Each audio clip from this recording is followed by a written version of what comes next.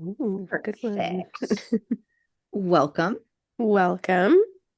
Welcome. Welcome. Welcome back to the Unhinged BookCast, a book club style podcast hosted by two romantacy book besties. I'm LJ. I'm Jess. I'm Carla. And I'm Katie, and we're so excited to have you back for the start of Brimstone. Whether we're deep diving into thoughts and theories or just writing the vibes, we love discussing our current reads with each other and now with all of you. In tonight's episode, we are discussing the Fae and Alchemy series by Callie Hart with Book 2, Brimstone. This is our first of 4 reading sections discussing chapters 1 through 13. A reading schedule is posted on all platforms. There will be no spoilers for any future chapters. Please remember that we take spoilers seriously around here, so please do not leave them in the comments. But if you have read ahead of us and need to talk about it, check out our club on the Fable app to discuss spoiler-free chapter by chapter. Haven't caught up yet? No worries. This episode and the rest of our episodes for this series can be found in our Fae and Alchemy playlist. Also, please do all the things, liking, following, and subscribing on all of our platforms, YouTube, Instagram, Facebook, and the Fable app. And of course, a quick content warning. We read romantic fantasy books that are intended for adults. Some of the things that we can and probably will talk about are war, violence, and of course, the no pants dances. Though our discussions tend to skirt those topics, we frequently use adult language that is not suitable for little listening ears. We will not be doing a chapter by chapter summary and discussion this time around. Instead, we will be having open discussions with our 7 categories. Okay, so those 7 categories are new characters, locations, histories and stories from the past, clues and foreshadowing, quotes and honorable mentions, Love Island and who we're shipping them to, and thoughts and theories. So we'll start off first with new characters. Katie, you want to get us going on that? Yeah, so for new characters, we met the vampire lords in, I think it was chapter 3. I didn't write down the chapter. Yeah, I think Um, so. We meet them in chapter 1, we learn more about them in chapter 3. okay, got it. So we meet Zovina. She's kind of like a little actress. She lays it on thick that Sayers should not be the new queen and that she didn't deserve it and that like how could she have bested Malcolm and all that. Mm-hmm. It's really Eric, She dramatic. also was is the keeper of the missives. She was Lycian at one point, and her and Tal had a thing for each other once upon a time. and then there's Aerith. Honestly, I didn't have anything super notable to say about him. He was kind of, So, what I have on him is he's the keeper of the even light, whatever the even light is. Yeah. Him and his followers are religious zealots. They follow one of the demon gods, I guess. And his goal and desire is that everyone be made into slaves and stripped of all magic, and that every realm and country be turned into a wasteland slash, which would be a vamp paradise. and then there's Hazrix, which is like she describes as like this creature thing, like not Mhm. quite a man that like just observes. Yeah, he's Yeah. like not human, right? Yeah. And Like they Yeah. don't know what kind of creature it is. whatever it is twice as old as anything that draws breath on Evelia, is one of the things that they say. Not Fae, not Vamp. Swore to destroy Malcolm if he ever tried to bite him. Didn't want anything from Malcolm except for just, quote, to watch. And he is the keeper of silence. And then there's Algat. Algat? I don't know. Yeah. She's an old lady and she can do this weird thing where she like went into Cyrus's mind and kind of just like pulled her out of everything that's Hmm. going on. Yeah. So She I did is. have a Oh, go ahead. little bit more on her though. So she's the keeper of records, Okay. and she used to be a witch, but her Yep. clan cast her out. I don't know, man. For I don't know. dabbling in dark magics. Yeah. Yeah, So, and Kingfisher has had dealings with her a couple of times before she turned vamp and mhm. says that she's pure evil and not to be underestimated. Yeah. My eyeballs are on her. And then obviously the fifth one is Tal, Towel. Yeah. which took me a minute. I was like, hold on a second. That's four. Who's the fifth one? Oh, okay. That's It's All kind Tal. of five like of all I five kept of these are thinking of missing one because I was like, who's the Yeah. Yeah. And they're all 5 known as the Lords of Midnight. And they Hmm. kind of like rule under the crown or Under, king, yeah, the queen, king, whatever. Yeah. Malcolm, whatever. Yeah. Yeah. Tal Taldeus? Talladega Talladega. Tallahassee. I practiced Talladega this one. Nights. Talladega. Nights. Um, so we meet him in the first book, but I feel like we get a lot more of his backstory in this one. Hmm. Mhm. So he felt like a new character to me, but we find out that he's Ceres's maker, because he did the biting, but it's like the god of chaos. His plan is for her to become this halfling thing. So how much Yeah. is it of it is really was his will to do the biting, and how much of it was the god of chaos. So Hmm. Oh, okay. Good I didn't point. think of that one. And before we get too much further, I wanted to mention that Foley comes back, but this is like in the prologue.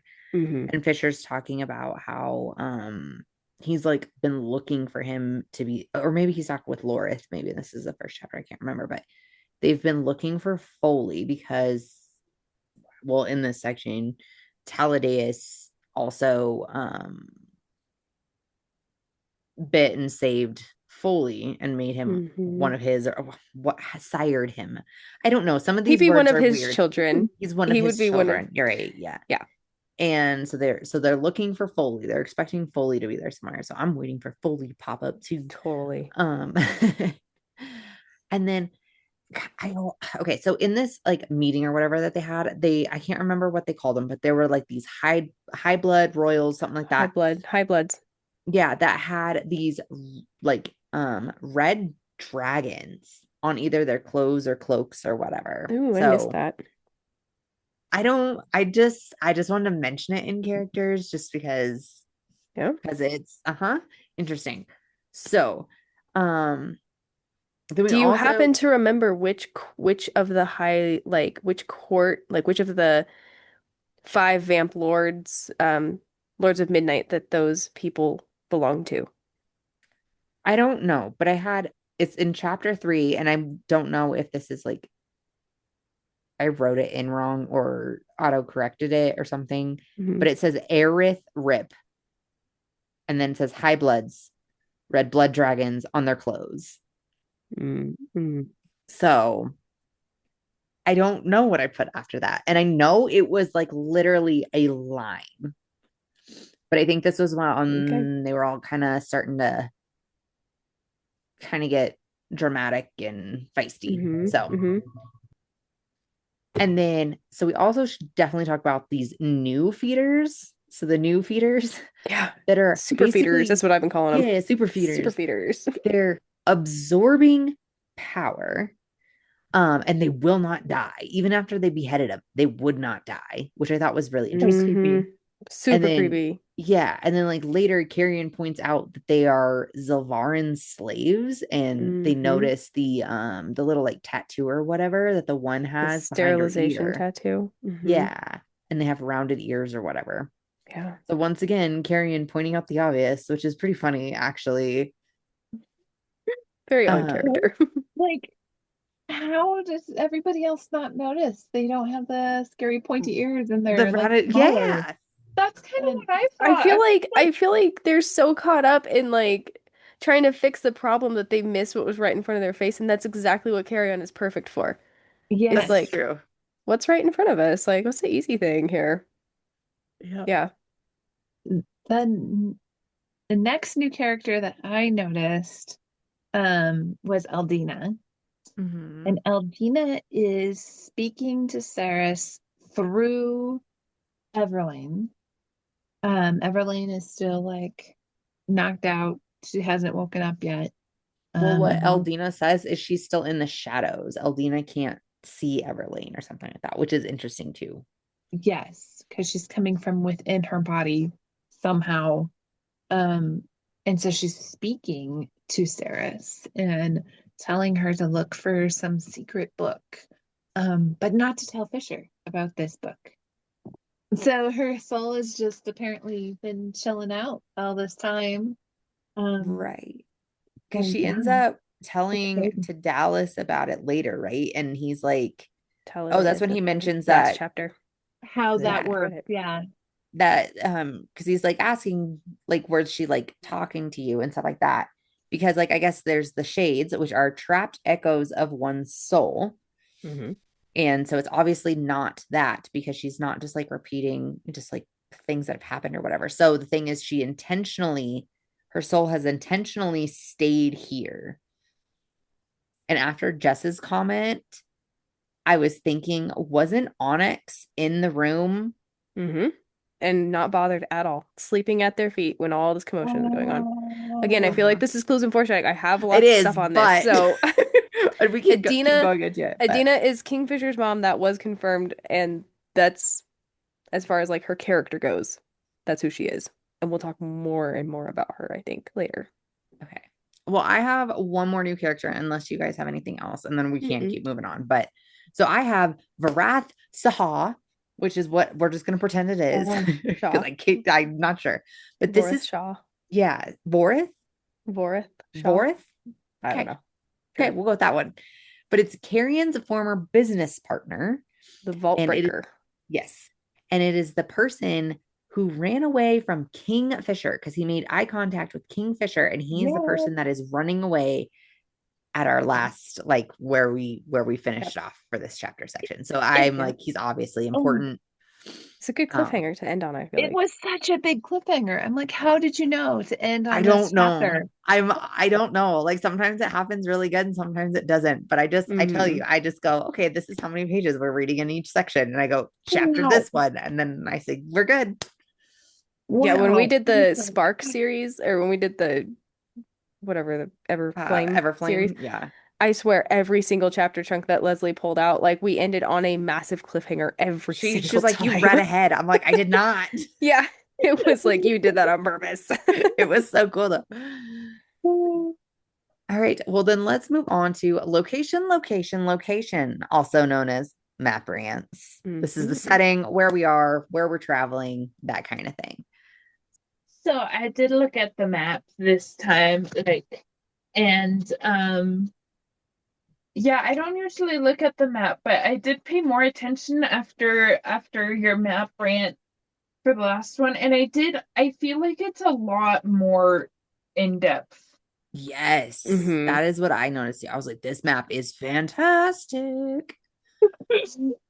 It gets way better, like it's way more detailed. Detailed, It there's has other places in it. Yes, it's a clear picture. It's 10 out of 10 so Yeah, far. it was good. Yeah. their map budget went up. The map budget went up. I like it. No. All right, so yeah, it's a pretty map, but can we just talk about how gorgeous this book is and how my two favorite characters got their own two-page full color pictures? We got Carrion in the front, just chilling in the snow. He could use a jacket, but whatever. And then we got our cute little Onyx and the little OSHA butterfly thing on Thing. his nose. And yeah, who cares about a stupid map? Sorry. Oh, the maps are so important. Come on, don't do that now. Hmm. And also, if it doesn't make sense, Leslie will have a whole screaming rant. So it better make Okay, sense when we're doing I'll, traveling. We'll find out. I'll wait for your screams. Okay, so I also just wanted to list off kind of like all the different locations where we're at in this Hmm. section. So we're at Amontreath, which is the capital of Sansaroth. And we do find out here that there is a Quicksilver pool here, and there always has been. They have a tavern that they go to, her and Lorith go to, that Tal owns. He's paid off all the debts or whatever. And he owns this tavern, right? Hmm. And then we have Inner, which is the war camp. Um, and it has been completely destroyed or burned or whatever with rot, we believe. Hmm. We've also gone to back to Kalish, And we've gone back to Zalvarin, Hmm. Kingfisher, and Carrion on a little mission. And I love this. But I'm still kind of mad that we don't have a Zalvarin map because I want to see like, and I did happen to accidentally come upon some fan art of Zelvarin, and I might share that with you guys later. But it's pretty cool. If I can put it Was up on the stage, Zilvarin I will. the Zilvarin map not in the first book? Because I swear I saw one. No, Maybe I may have looked it up myself actually when I yeah, first read Quicksilver. Yeah, I think I did. I looked up fan art on it. okay, Yeah. um, yeah, but yeah. I'll put it up here. Ding, ding, ding, and I'll show you guys here in a little bit. But it's like circles inside circles, and I was like, this makes sense. Yep. It's like a wagon Um, wheel. yep, yep, Hmm. exactly. Um, And then I also, so this was mentioned, but we don't see it. And I looked at all the map and I made sure that this was north of what we were talking about. And then it made sense with like where Bellacon's army's heading and stuff like that we found out from the Hmm. bonus chapters or whatever. But so Isabel, the witch, mentions that that there's like these catacombs under Nevercross, which is like where her clan is. Hmm. And then there's some other things later, but so catacombs under Nevercross, which might be important. Who knows? We might be traveling there. I hope so, but we'll see. We also in back in Roth, the Hall of Tears, we got to see that place too, Ooh, which was yeah. interesting because which might be also a little clues and foreshadowing. Um, but it looked one way, which we can talk about it more in clues and foreshadowing, but it looked one way. Then after she fed from Kingfisher briefly, it looked a different way to her. I found But that see, I very thought that was interesting. because she was like blood drunk. I don't know what to call it, Well, so it I'm gonna was the say blood drunk. first time she ever fed. And so it was like all ugly looking. And then she Yeah, fed and it looked beautiful. Hmm. she was higher than a kite. Don't do Yep. drugs, kids. So then let's move on to history and stories from the past. These are history lessons we learned about that happened before our current situation. I just wanted to bring up real quick. This is kind of in the prologue and in chapter 3 that Tal is the one who saved Foley Hmm. by turning him. And then, like we were just talking about later on, is talking with Saris about how he's only sired one other than her, which apparently is Foley. So, Hmm. I personally just thought it was really cool that we went back to the bonus chapters, Hmm. mhm. and got just a little bit more information from them and kind of brought the bonus chapters that maybe not everybody got to read into this book, so everybody's kind of on the same page. I do Yeah, love that we read them though, so we can like look at those little tidbits of info from this book and be like, oh, I know the whole story and have that Right. background versus having not Exactly. read them. Hmm. but it kind of makes me wonder if like this is the more important information we were supposed to Hmm. pull out of it Hmm. too. So we'll see. Yeah, I pretty much just had the same stuff, like Saris learning about Morel. Again, like that was in the bonus chapters. Um, and it also makes me feel like Morel will be more important, and then just like learning more from like Calideus about the vampires and lore and everything. Yeah, I don't really have anything else. Yeah. And in the prologue, I feel like this is a history thing. We kind of learn that there is basically three types of magic that the Fae Oh yeah. get. So there's a birthright Um, magic, small magics, and the godsword magic. Yeah. And Fisher has healing magic, but only which like a would small that reserve. would be Yeah. what part of his small magic. Yeah. And then the birthright magic is like his shadows and his illusion magic.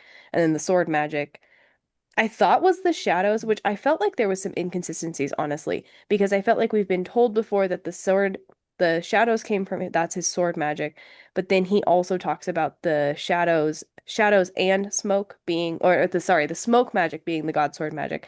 And then he talks about like how the shadows and smoke are from his father, so maybe the smoke is not from his sword, and maybe it's a different one, but Yeah. I don't know. I don't know. So, yeah, but those are the three magics that they inherently kind of have. Yeah. Cool. Let's do clues, and possible foreshadowing. So these are things that lead, or at least we think will lead to things in the future. I think the biggest one I saw was that Onyx in the epilogue, he like climbed this, not epilogue, wait, Prologue. Prologue. prologue.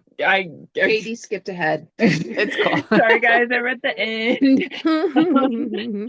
In the prologue, he was able to like survive things that he shouldn't have been able to survive, and Kingfisher kind of just like waved it off as like he just really wanted to be with Saris. But This is, go I think ahead. there's more to it because like I don't think a fox should Yeah. be able to survive all of that. So I think I don't know what it is. I don't know if it's to do with the mom or like if it's somehow it has its own magic or what, but I don't think it's normal fox.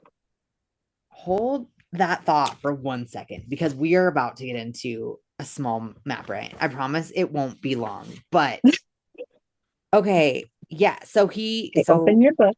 So he was supposed to be at Kalish, right? And they said how he crossed the mountain range and then came across the darn like that's a long way because they have to shadow gate it because they can't cross the mountain Mhm. ranges. And then like at some point Lorth in the last book said something about how it took him, let's just say like 6 weeks or something like that to cross these mountains from Kalish into in I can never say this one, Erin, the war camp.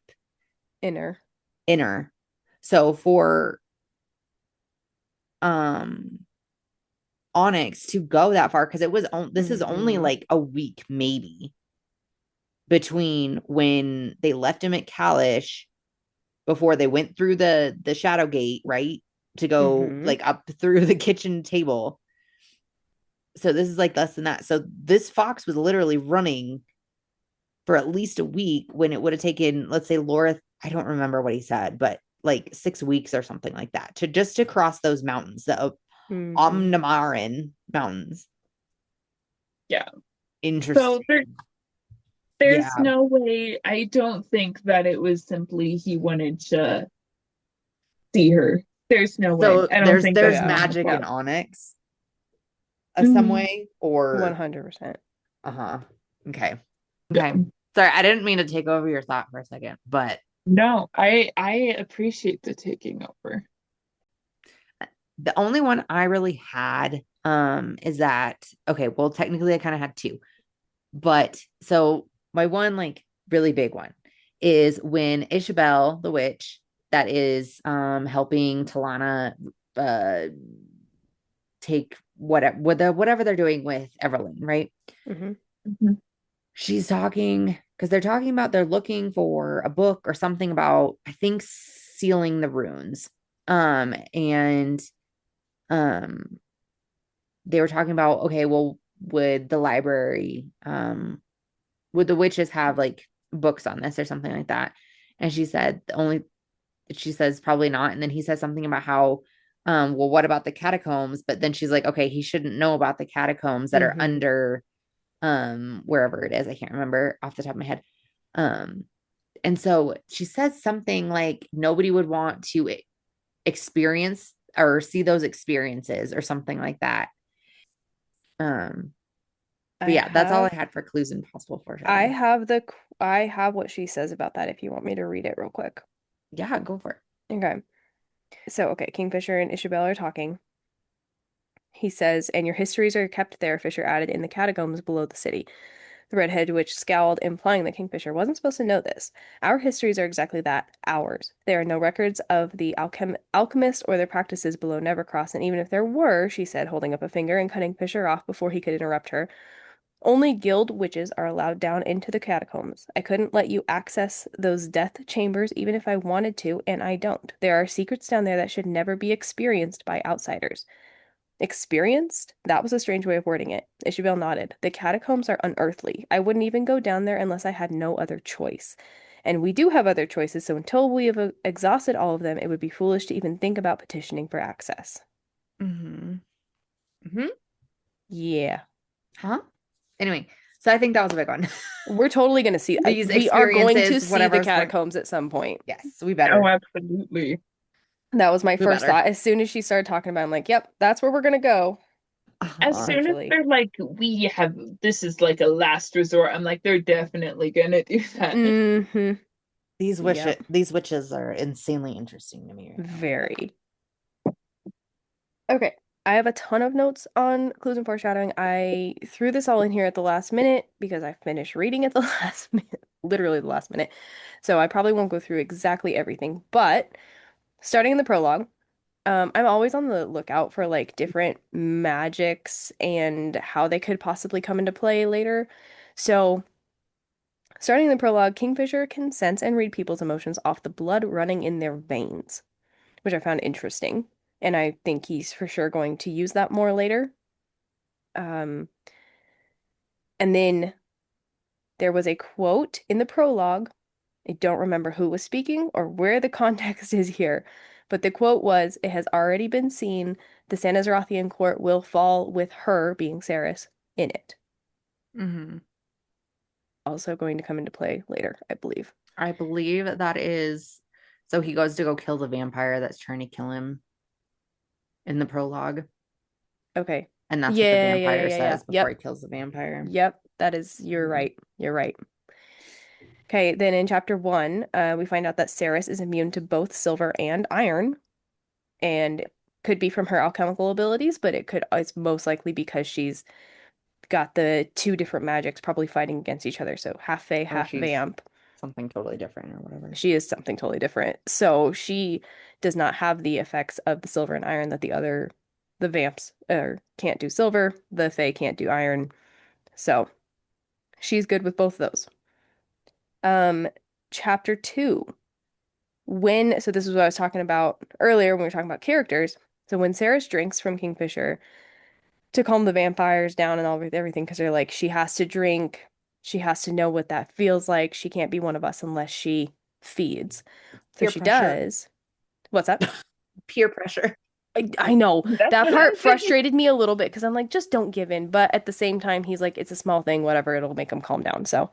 Um, So when she does, so before, the Hall of Tears looked like death. It smelled awful. It was just black and rot and yuck.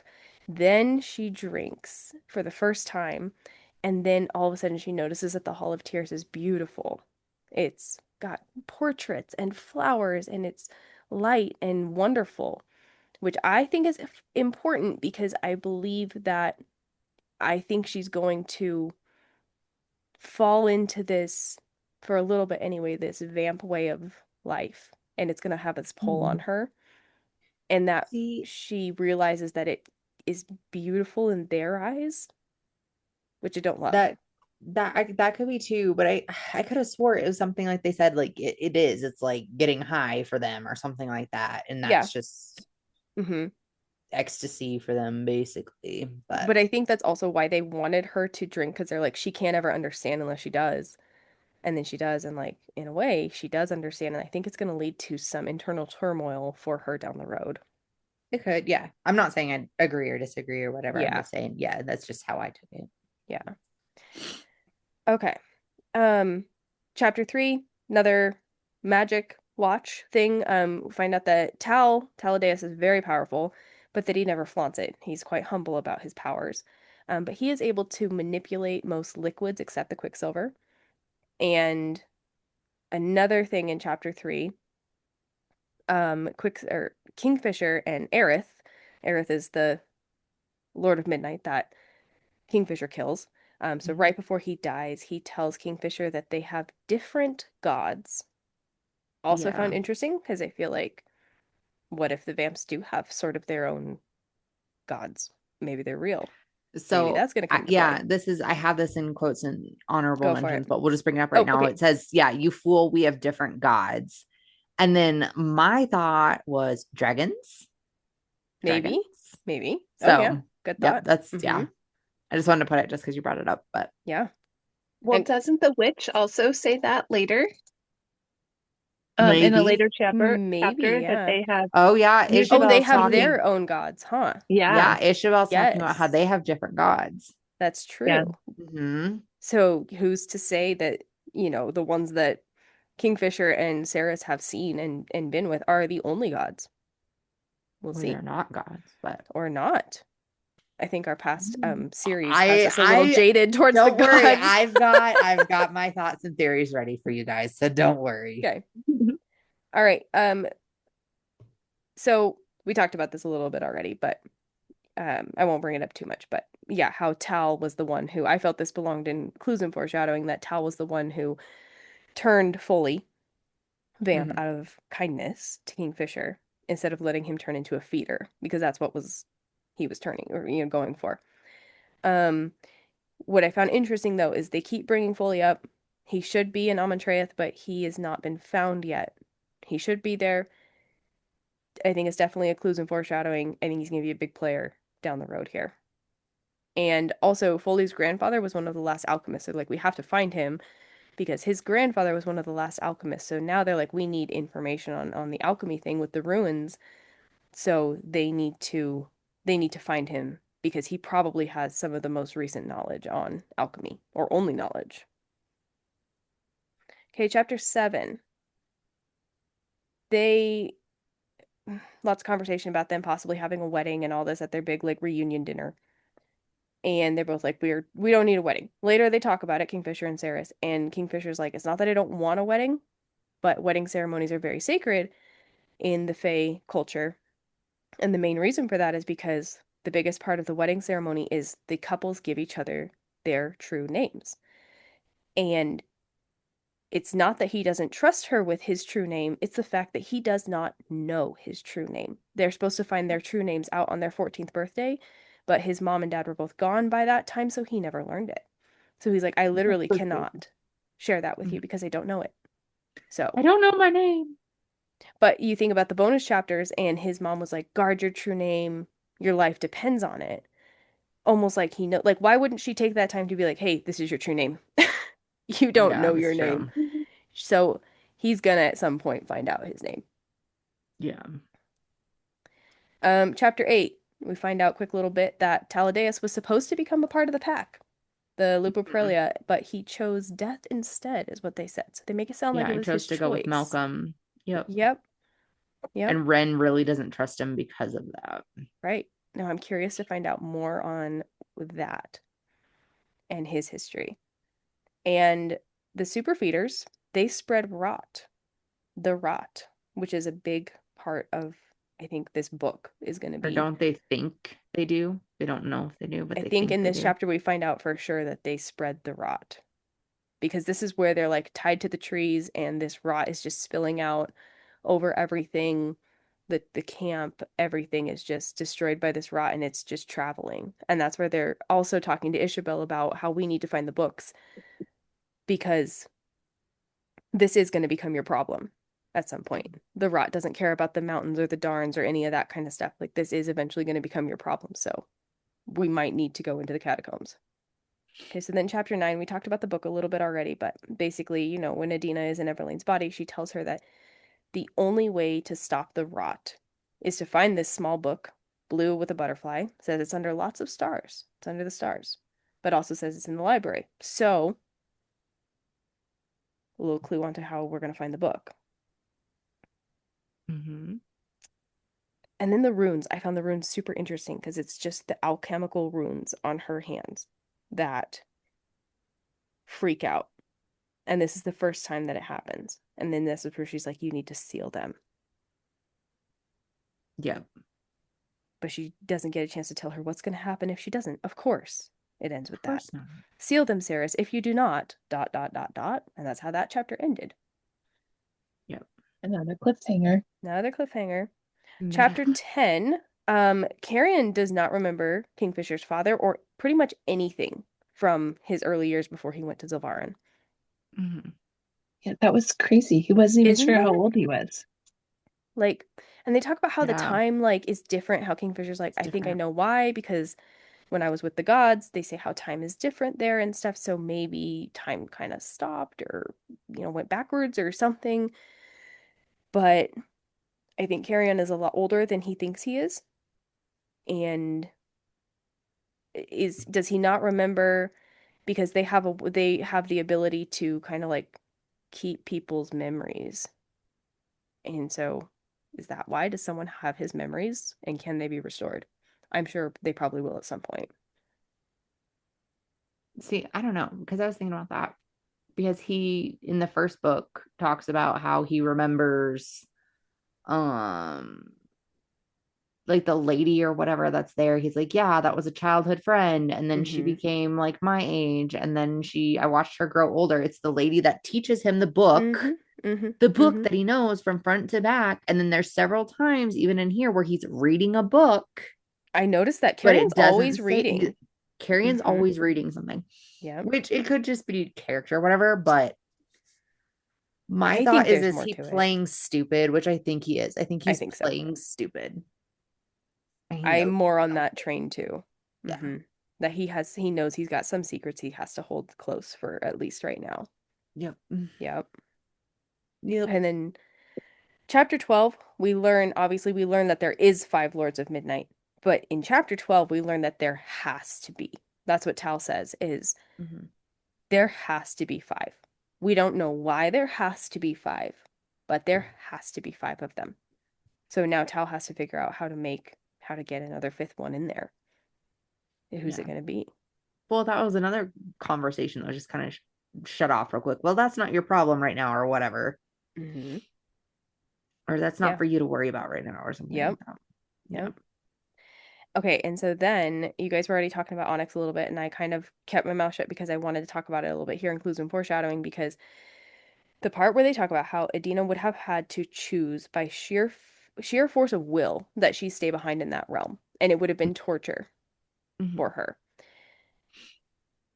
I still think I'm not gonna have a lot of thoughts and theories, honestly, because like I said, I didn't get a lot of chance to do my notes great. So a lot of my thoughts and theories are here in the clues and foreshadowing, but Adina, I mean, Onyx is a male. I think they continually refer to him as him. Him. Um, so maybe it's not his mom, but I'm still not 100% convinced it's not. Especially because of what Katie was saying earlier, and I picked up on too, was that Onyx, during the whole thing with Everlane and Adina, Onyx is just sleeping at the foot of the bed, completely unfazed. Like, Ceres Mm-hmm. is making tons of noise and jumping up and pushing over chairs and stuff, and Onyx is just dead asleep. So And I keeps running agree. off and stuff like that. Yeah, he has something. Maybe it's not his mom, but there is something about that fox that is just different, for sure. Yeah. And then chapter 13, the Vault Breaker, Vorath Shah. This it's not that he was staring straight at Kingfisher when he took off. He Mm-hmm. couldn't have The cared rock less burning. about Carrion. It was Kingfisher that he was interested in. So why? Is he also a Yeah. Fae that is been there for a Mm-hmm. while? Like there's something about this guy.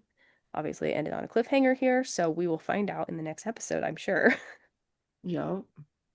Cool. Let's move on to quotes and honorable mentions. So these are specific quotes or things we wanted to bring up that didn't fit in any other category.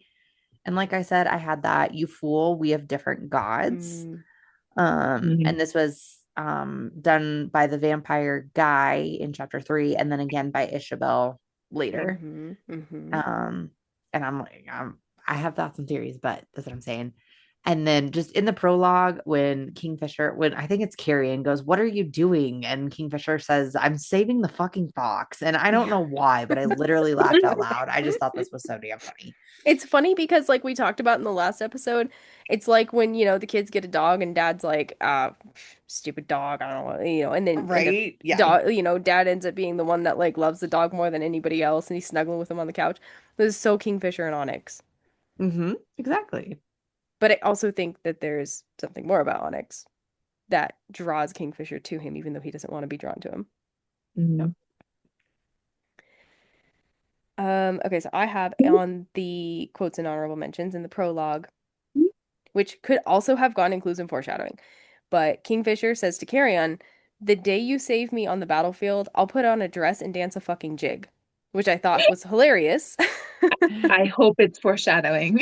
I know, that's why I was Yes. like, this could go inclusive foreshadowing, but it was funny, so I put it here. But I feel like at some point Kingfisher's gonna have to put on a dress and dance a fucking jig because Or he Carrie's won't, probably but gonna save him good. at some Yeah. point.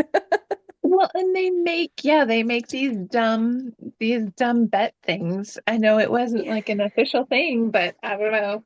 Yep. Could happen. It could happen. Oh, All right, moving on to Love Island and who we're shipping to it. These are love interests other than the main female character and the main male character that we are wanting to put on a love boat and ship them to Love Island. Carla, who you got? I mean, Ren and Lane are the obvious ones. I don't know that Hmm. Lane's going to survive. If she does survive, I still want to see her with the librarian frog guy. Rhinoceros. Um, Rosarius. I yeah. like Rhinoceros. We're not force. And we are going, we're going back to the library. So who knows? Maybe in her like deep sleep, mama, I don't know, we'll see. And then of course, Carrion and Diana have made some forward movement, but Yes. I gotta hope better for Carrion. He's just the man. And I don't know though. I I think that think is the perfect Danya is the pairing. only one It is that can like put perfect. up with him. Yep. But also like this is kind of clues and foreshadowing too, but like Danya's dad had a god sword and he was like a very like famous warrior or something like that. Mm. So I don't know. Like, I So don't maybe know. Carrion is Diana's brother. Oh my goodness. I hope not. Yes, he's somebody's brother. But I don't know. I think there's something there too, but who knows? I just can't wait until, the very last book and the last page and we finally find out who Carrion's brother is. Or who Carrion is brother to. Yeah, Or maybe he's not at all, and maybe we're all on a wild tangent about that. But right. Just me. Katie, who do you got on the love boat to Love Island? I have Danya and Carrion. I think they're fun. I think they can handle each other. Oh yeah. hmm And then I have Ren and Lane. I think Lane's gonna pull through. Mostly just because I really want her to pull through. So I've decided that she's gonna pull through. Yeah. I'm really interested to see what she's in the shadows because hmm Eldina says she can't see her or whatever like that. She's in the shadows, Yeah. which is interesting. I feel, yeah, I don't, she's gonna wake up very different, I think. Hmm. hmm But I'm putting okay, so I think last episode I was like Lorith and Everlane, but I think you guys are totally right. It's gonna be Ren and Everlane. And I do think I'm with you, Katie. She's gonna pull through. She may be different for a little bit, but I think she's gonna pull through. yeah. And definitely Danya and Carrion. I think that is right in our faces right now. Um, and then I think I'm with you, Leslie, Lorith, and Isabel. Just simply because they are Uh-huh. such enemies, I think it's going to be a little side enemies to lovers trope thing that we have going on with those two. Yep. I Because can see that. he hates her so much. He I hates think the Interesting. it's, witches so much. yeah. Yeah. And I think that's going to totally come around, especially because they continue. I don't know, the more fantasy books you read, you kind of notice like they keep pointing out how beautiful Isabel is and different and just stunning and all these things. Like they talk about that right before they start fighting or Laura starts saying something under his breath. They're She's a totally, redheaded witch. What could be better than yeah. that? Yeah, it's going to be Laura and Isabel Yeah. for sure. I can see that. Interesting. Yeah. All right. Thoughts and theories. Thoughts about what happened in the reading section and theories of what we think will happen next. Mhm. Katie, go on ahead. Okay, I have a new theory that I thought of that I didn't write down beforehand. Okay. I think that the new feeders, the super feeders that feed on magic, I think the fact that they are Silvarian is what might make them super feeders. Maybe maybe there's something going on with like that specifically that makes them able to Hmm. be a super feeder as opposed to being Fae or anything. So Maybe because like the Fae turned feeder, they already had magic. Maybe these guys, since they have never had magic before, are like sponges. Yeah. I have a thought, and I want to put it in there while we're talking about it. So if they're Silvarin, they had to get here somehow, right? Hmm. How Hmm. would they get here? The Through the Quicksilver. Quicksilver, Hmm. and they don't have relics, so it would make them crazy, right? Oh yeah, I had Oh. that same thought. So Yep. maybe it's not necessarily that they're like feeders or anything like that. It's the quicksilver inside of them. And that's why the silver and stuff like that doesn't affect them Yep. and doesn't kill them. Yep. That's a really good point because I didn't even think about the fact that they couldn't go through the Quicksilver without going crazy. Yeah, I did have that. I did have that. That I have a was, I have my own thought and theory on that also. yeah, that was kind of, yeah. I didn't know if you like had more thoughts to it. That's why I decided to ask you. So, okay, what else you got, Katie? The other thing, kind of similar to what Jess was saying earlier, I do think that because um, she mentions like, I don't remember what chapter it is, but it's after she feeds and everything. She's like, she says she doesn't need the blood, but Hmm. she can't deny the fact that now that she wants the blood, especially after she already drank, Hmm. like she says she always feels like kind of like when you wake up and your throat is like really really dry and you need water, like she just feels like that. And so I feel like there's going to be like a lot of temptation or like her maybe even giving into temptation or Hmm. in going too far or something like that. And I think that is going to become more problematic for her as the book goes on. Yep. That's my That's a I good agree one. with that. Yeah. All right, Carla, how about you? Um, Gosh, all of my thoughts and theories are still just like questions at this point. Right. Like, why did we land on a cliffhanger? Who is this That is Boris? because Leslie Joe went, that looks good. We're gonna stop there. That's your answer. I can give you that answer. Who is this Boris the Shaw? Why did he bolt when he saw Fisher? How does he know who Fisher is? Right, because he knows who Um, he is. Oh yeah. I'm thinking it was just the pointy ears and the fact that he's like so big. It just freaked him out. I mean, it freaked me out too. So, But he doesn't have that. He's glamored They right now. glamored him, So he so they doesn't don't oh, have have the pointy ears. he He's he just still looks like a really pale human. though. Yeah, the only well, thing he doesn't fit in right now is because he's pale. he has the Looks power to like a see through ghost. veils is now my new theory. Hmm. Um, Yeah, yeah. um, is Saris going to be able to stay in control of the vampires? Is Lane going to live? Yeah, I just feel like it's too early. I have some carrion theories about him being a brother. I have kind of Yes. Tell me wondering, about your theories about carrying being a brother, because I think I'm on with when, that. you know, it's just this feeling that, and he doesn't verbalize it as I think this guy is my brother, but just this tug that he gets when he's thinking about Carrion's father, and how much he looks like Carrion's father.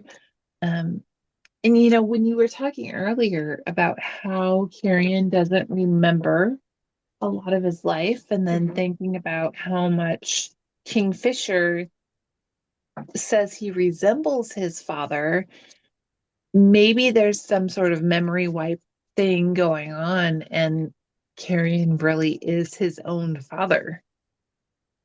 Hmm. And his father never died. Oh, Katie has a face. Oh, Katie, what's Katie your likes face? my theory. So now you think Carrion's the dad or the brother? I Yes, I'm gonna go with yes. Yes, Yes. I think Yes. it's possible, possibly, that Carrion's father never actually died, and that this Carrion person is really this was his name Raphaeus Di Diantha. Diantha. yeah, Diantha. Um, that's one theory. The other theory is that he's somehow related to Kingfisher. And how would Kingfisher remember? Because his parents died when he was so young. Um, oh gosh. And his parents died in Zelvarin, or no, I guess it was just his His dad. dad. I don't know. I don't know. I have a lot of theories. None of them are valid. Katie, did you have anything to add to that then? I don't think I think yeah, Fisher definitely I feel like Carrion could be Fisher's brother or related to Fisher in some way. Because Yeah. I did think when Fisher went on that tangent about his mother giving him like a coin, I thought that was like when I first read it, I was like, that's kind of weird and random. But I do think that maybe there's some type of pull there. I think it's really suspicious. Like, yes, Kingfisher's dad was supposedly really close to. Okay, I'll get into my theory. Okay, so I think Kingfisher's dad and the Dianthus guy are brothers. And Oh, so Tyrion is the heir to the throne, and that is why he trusted what's his bucket to take him there, but on the guise of the mission from Belicon to go kill Madra was his excuse to get into Zelvarin, and that's why he took Carrion into Zelvarin while he was there. And then this little old lady or whatever, this grandma lady that is in Zelvarin that like raised Kingfisher. I think she's a witch. And that's why she knew Mm. about all this. And like she kept like saying about this That book raised and Carrion. yeah, that Yeah. raised Yeah. Carrion and like made him memorize everything in this book and stuff. And the book, I'd have to go back and look at it, but it has something to do with some kind of fae. Like you don't trust some kind of fae. Mm. Um, so so I think they could be cousins. Maybe not necessarily brothers, but I think they could be cousins. Interesting. It's kind of what I'm thinking. I I can see where you guys are coming from, that Kingfisher and Carrion might be related. I'm just read, like literally just read this before we jumped on though.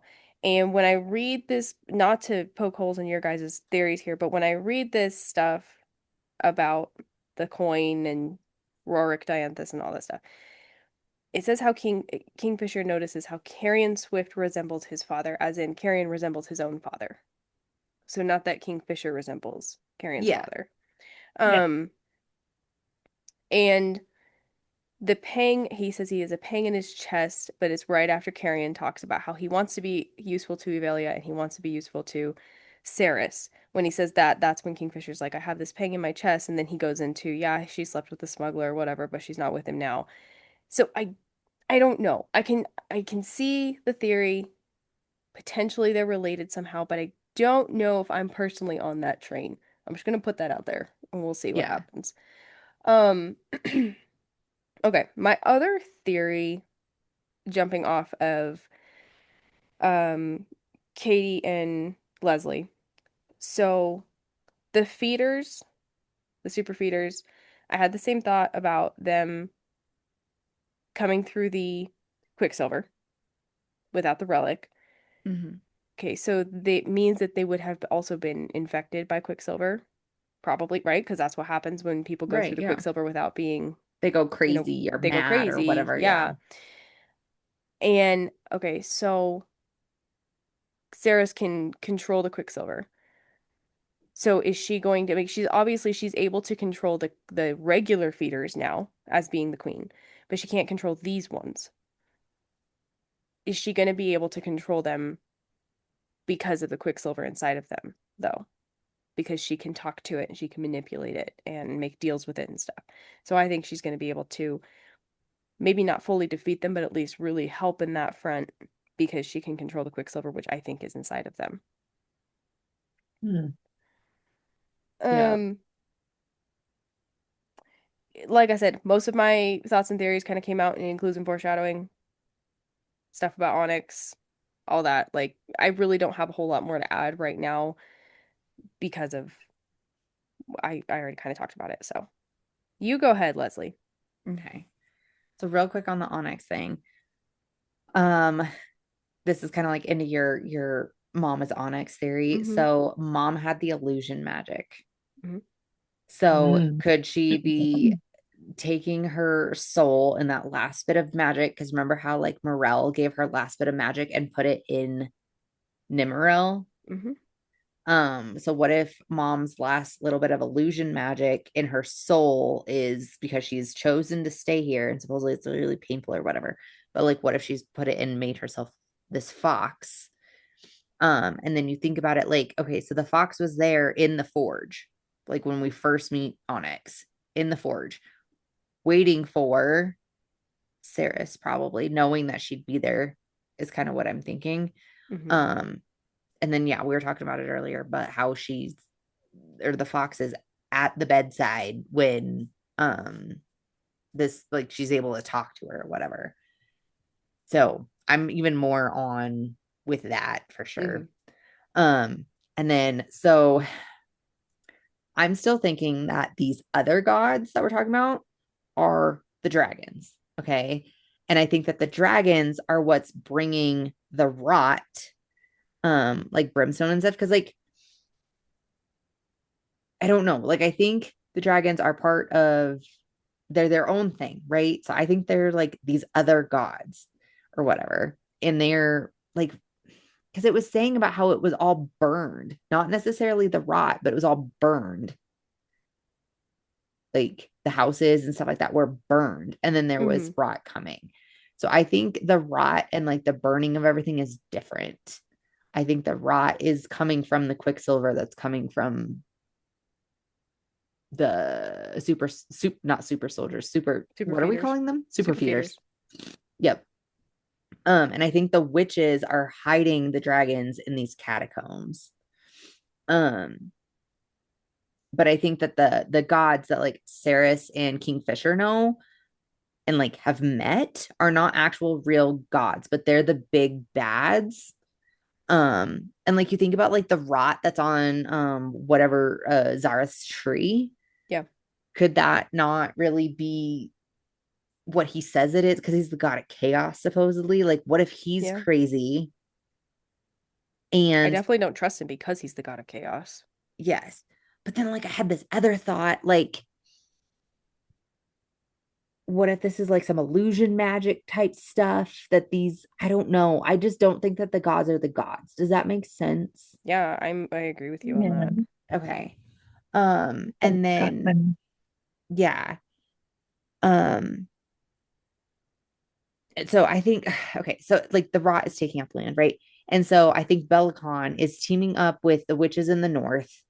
And then Madra is obviously the one that's sending or did send the Zavaran new feeders or something. I think this was part of the fearsome threesomes problem or the fearsome threesomes, like how they were gonna bring the rot to everything Mm-hmm. and take over because Belicon's not even supposed to be the king, but he basically took over when Dianthus or whatever died or whatever happened to him. I can't remember, but um and then I think, okay, so the Vorath guy at the end, I think he recognized Kingfisher because supposedly Kingfisher looks just like Kingfisher's dad, Fenris. Sure, we're gonna say it's Fenris at the moment. So I think he recognized him because I think he knows what either happened to Kingfisher's dad or knows where Kingfisher's dad is. Mm-hmm. Hmm. And I think this like illusion magic is going to be really important. Yeah. So I think Kingfisher's dad's alive. I think so too. 100%. And I like your theory about the dragons being under the catacombs. I didn't think about that, but I like that. I agree with that. Yep. I think the witches, well, because even like Laura says, like, I think this is in the last book, but it says something about how the witches are basically not tree huggers, but dragon huggers kind of thing. Yeah. I can't remember Yeah. exactly what he says, but there's Yeah, I something like going that. on. And then they say about how the witches are the reason for the curse, the original curse that made the vampires and the The Fae, blood curse. whatever. Yeah. So I Yeah. don't know yet. I agree. We're still sitting in the stew pot. We're simmering still, but I'll let you know when dinner's ready. All right. Is that all we got? Yeah. That's it. All right. Let's do cry counter. Where are we at? I'm at a big fat 0. You are not. No, you're not. Well, okay. We gave you a 10th of a cry last time, remember? We continue our cries for the whole series. Yep. They carry Oh, over. okay. They carry over, not just for this chunk. They carry over. Okay. Then I'm still at 1/10. You had a 10th. Awesome. 0. 0. Half. Mhm. I'm at a You still at a half? 0.5. I'm still at a 0. All right. We hope you have all loved discussing the first part of Brimstone with us and our new bookcast members. Want to be a bookcast member? Then do all the social media things. Like, follow, comment, and subscribe on all platforms for the Unhinged BookCast. Next week, we will be reading Brimstone by Callie Hart, chapters 14 through 28. You do not have to read the entire book to listen, as there will be no spoilers from us for future sections. So this is a spoiler-free zone as long as you have read through the current reading section. This will be our last podcast read for 2025, but we'll have a New Year's Eve bonus episode that you won't want to miss. We are so happy that you've all joined us on this journey, and we can't wait for you all to see which series we have planned for next year. We will have both complete and incomplete series. And as always, buddy reading any book with book besties is so much fun. So make sure to share our podcast with your book besties, and if you don't have any book besties, then become one of ours. And until next week, fill those drinks with ice. and your books with spice. Bye. Bye.